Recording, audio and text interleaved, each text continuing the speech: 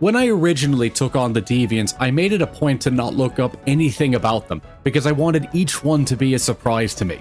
Now, I couldn't avoid every spoiler just due to time and general spoilers, but I do remember being completely convinced that the third deviant was going to be a Volvidon. Given what we had been given up to then, it seemed like a sure thing, but instead we got the monster known as the Crab Rampart, the Stonefist Hermator. The Stonefist is a solid middle-of-the-road deviant to me, and I want you all to realize I say that with great risk, as I know you're watching this one, Subpar Citrus. I do like him.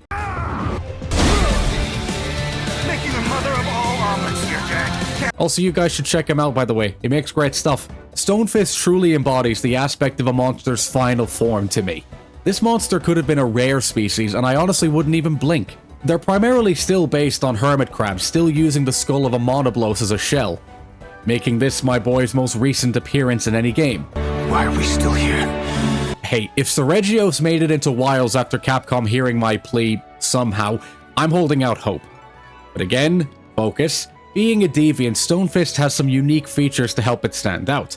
On top of having a much darker shell with accents of black and purple, it has the characteristic enlarged claw of the fiddler crab.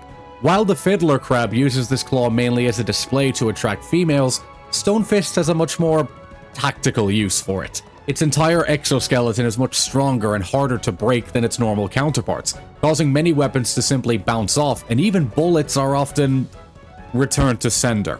They use this claw for both offense and defense. Whether blocking, grabbing, or smashing, it can do it all. Hunting one of these beasts is a true test of patience, as you have to whittle down their defenses before you get the chance to do some real damage to them. When damaged enough, they will vent steam from their bodies, indicating an opportune time to strike.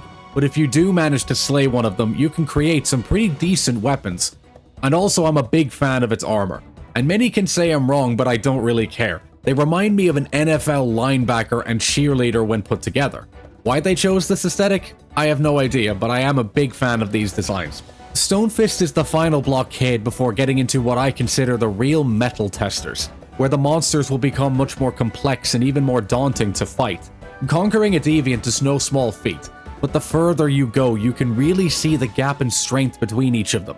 This isn't really a knock against Stonefist, as I do still enjoy him, but I can't really ignore it when ranking him either.